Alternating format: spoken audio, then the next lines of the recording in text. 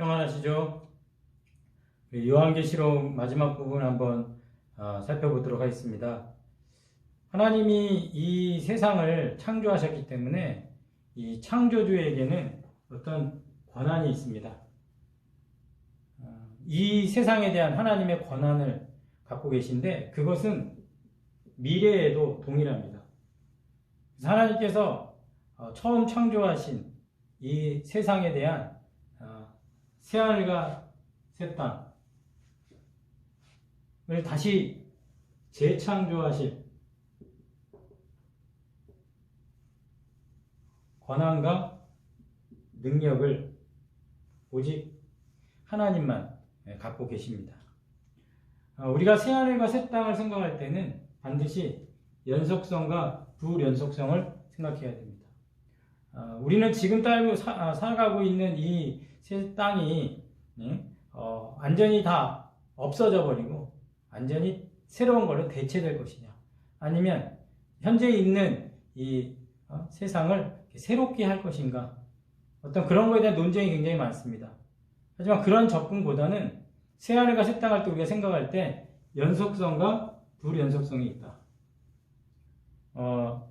야곱에게도 하나님께서 이스라엘이라는 새 이름을 주죠. 그 새, 뉴라는 그 새 하늘과 새 땅, 어떤 연속성을 가지고 있어요. 하지만 전혀 질적으로 다릅니다. 불연속성을 갖고 있습니다. 불연속성이라고 할 때는 처음 하늘과 처음 땅이 없어졌다 이렇게 얘기합니다. 그러니까 처음 하늘과 땅하고는 완전히 다른 어떤 새로운 하늘과 새 땅으로 하나님께서, 그래서 보라 내가 만물을 새롭게 하노라 그렇게 말씀하시죠. 그리고 바다는 다시는 없어진다, 다시는 있을 수 없다 이렇게 얘기합니다. 바다가 처음 하늘과 땅에서 기능하던 것들은 굉장히 부정적인 것들이 많습니다. 어떤 항해를 통해서, 바닷길을 통해서, 무역을 통해서 어떤 제국의 어떤 이익들을 계속 추구했거든요. 어떤 제 노예들을 어떤 이렇게 실어서 날른다든지, 그리고 어떤 그 무역의 어떤 힘, 그리고 그 짐승들이 또 바다에서 올라온다고 하고, 그리고 모든 그 나쁜 것들이 모여 있는 장소의 어떤 개념, 그게 이제 바다로 이야기되는데 그것은 절대 다시는 있지 않다 이렇게 얘기합니다. 그리고 이제 새 예루살렘이 하늘에서부터 이렇게 내려오는 걸로 얘기하는데, 한글 성경에는 성으로 되어 있고 영어 성경으로는 시티 이렇게 되어 있습니다. 우리가 생각할 때 어떤 디즈니 로고처럼 하나의 그런 성 정도로 생각하시면 안 되고, 새 예루살렘은 어떤 시티, 어떤 그런 개념. 그래서 새 예루살렘을 이렇게 얘기할 때는 세 가지 삼중성을 가지고 있습니다. 새 예루살렘을 얘기할 때는 어떤 그런 시티적인 장소적인 의미, 그리고 백성, 어떤 신부가 아름답게 단장한 모습으로, 그리고 하나님이 임재하시는 어떤 처소로 이렇게 이야기를 됩니다. 그래서 새하늘과 새 땅, 새 예루살렘의 어떤 삼중성을 가지고 설명을 합니다. 이 장소가 아니고 장막으로 변경하겠습니다. 그래서 장막을 했을 때는 이스라엘이 출애굽해가지고 광야에서 이렇게 성막을 짓죠. 그 성막에 하나님께서 임재하셨던 그 장면. 새 예루살렘은 하나님이 임재하시기 때문에 그곳에 성전이 있습니까? 없습니까? 성전이 없습니다. 하나님과 예수님이 성전 되시기 때문에 새 예루살렘은 이런 삼중적으로 이렇게 설명을 하면서 하나님이 임재하시는 그 공간이 되기 위해서 아름다운 신부로 거룩하게 흠이 없도록 단장한, 그리고 거기서 우리가 이렇게 성을 금 갈대 자로 측량도 하고, 또 에스겔서에 보면은 그 크기 이런 것들을 장소적인 개념으로 다 다 이렇게 설명을 해 주거든요. 그렇기 때문에 새 예루살렘은 이렇게 세 가지 삼중성을 가지고 설명하고 있고, 그리고 한 가지 빠진 이야기가 새하늘과 새 땅에서 하나님께서 말씀하는 것은 어떤 처음과 땅을 파멸시키는 게 목적이 아니라 이 땅을 망하게 한 자들, 땅의 파괴자들을 영원한 불못에 던지는 것. 그러니까 하나님께서 우리가 지금 살아가고 있는 이 하늘과 땅을 없애버리는 게 목적이 있는 것이 아니라 이 하늘과 땅을 망가뜨리고 파괴했던 자들을 불못으로 던지는 그것에 더 요한계시록은 집중하고 있다. 그렇게 해서 하나님께서 생명수의 강과 생명나무를 통해서 우리에게 영원한 교제와 생명을 약속해 주시는데요. 우리 에덴 동산에서 우리가 잊어버렸던 것들 있지 않습니까? 하나님과의 어떤 교제의 단절. 하나님께서 에덴 동산을 거니시고 우리 인간과 하나님의 형상을 닮아서 했던 그런 교제의 단절을 이 생명수의 강을 설명할 때 이렇게 보좌가 있으면 그 보좌 중심으로 생명수의 강이 흐르고 그 옆에 생명나무가 이렇게 있는 걸로 이렇게 표현을 하거든요. 그러니까 이것을 하나님께서 이제 회복하시는 거고, 그리고 에덴동에서 우리가 얼굴을 피했거든요. 그리고 계속 우리가 하나님의 얼굴을 보면 죽습니다. 그런데 얼굴과 얼굴들을 대면하는 그런 회복이 일어나고, 그리고 생명나무, 우리가 선악을 알게 하는 나무와 또 생명나무 이렇게 두 가지가 있었지만 그 선악을 알게 하는 나무를 먹었을 때 이 생명나무가 차단이 되죠. 근데 이 생명나무가 다시 우리에게 공급이 되면서 이 열매로 만국을 치유한다 이렇게 얘기하십니다. 그래서 하나님께서는 이렇게 에덴 동산에서의 어떤 인간의 실패, 그런 탐욕 이런 것들을 재창조하셔서 다 내가 만물을 새롭게 하노라. 이사야 선지자가 얘기한 것처럼 보라 내가 새 일을 행하노라 이렇게 말씀하십니다.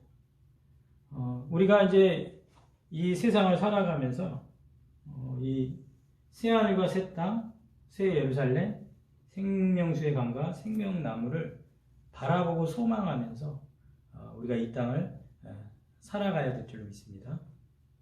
창조주의 권한에 대해서 제가 말씀드렸는데, 그 창조주의 권한이라는 것은 하나님이 원래 갖고 계신 하나님의 어떤 속성, 어떤 성품과 관련이 있는 것이죠.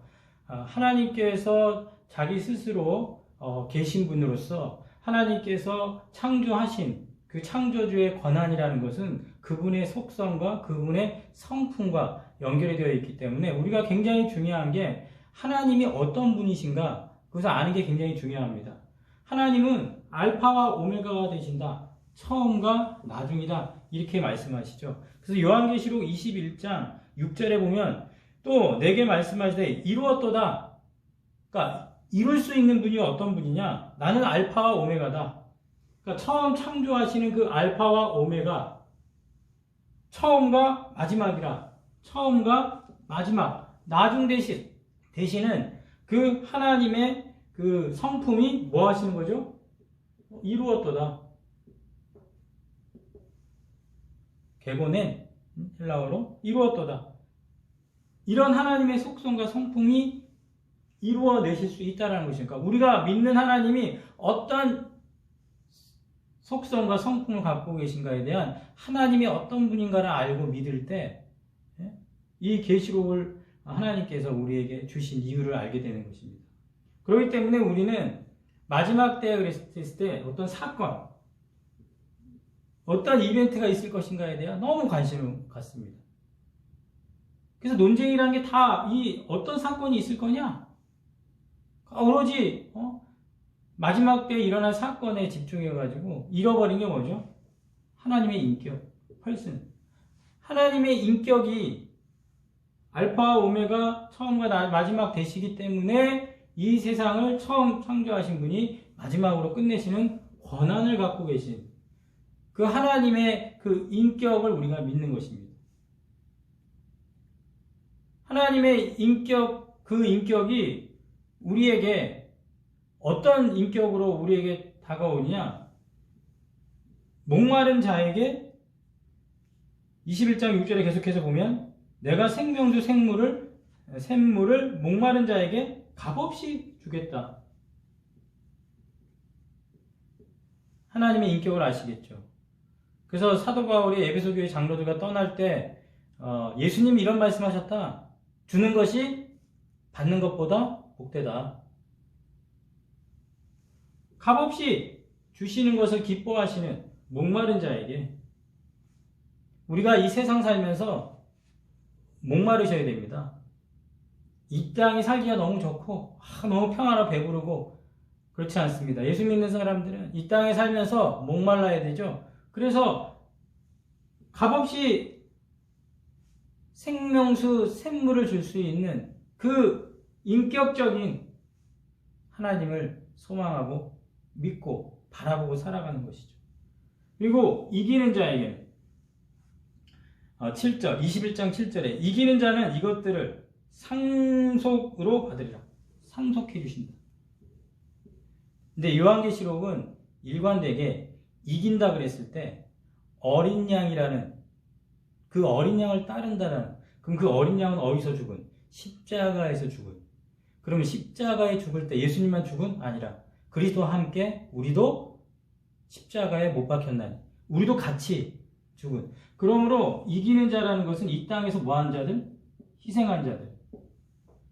이 땅에서 뭐한 자들? 양보한 자들. 그러니까 이 세상에서 흔히 얘기하는 성공, 번영, 그게 이기는 게 아니라 희생하고 양보하는 자들. 그러한 자들이 성경에서는 이기는 자다. 목숨을 걸고 믿는 자들. 그러면 그들은 상속자가 돼서 오늘 성경에 보면 나는 그의 하나님이 되고 그의 창조주 하나님이 되고 그는 내 뭐가 되다? 아들이 되리라 이렇게 말씀합니다. 그러면서 8절에 반대적으로 뭐라고 이해하냐면 두려워하는 자들 그리고 믿지 않는 자들 그리고 뭐 흉악한 자들, 살인한 자들, 음행한 자들, 점술가들, 우상숭배자들, 거짓말하는 모든 자들은 불과 유황에 타는 불못에 던져 둘째 사망에 이르리라 이렇게 말씀하거든요. 그래서 예수 믿는다라는 것은 두려워하지 않고 믿는 것입니다. 이 하나님이 어떤 분이신가를 믿기 때문에 두려워하지 않고 또 끝내 최종적으로 이기시는 인격이신 우리 하나님을 이 마지막 때 성취할 것을 소망하며 살아가는 것입니다. 그래서 오늘 하나님께서 갖고 계신 이 하나님이 어떤 분이신가 이 성품, 그분을 알고 싶고 그분을 믿고 그분으로 인해 두려워하지 않는 자들이 바로 이 하나님의 교제, 하나님과의 임재 속에 영원히 살게 될 줄로 믿습니다. 감사합니다.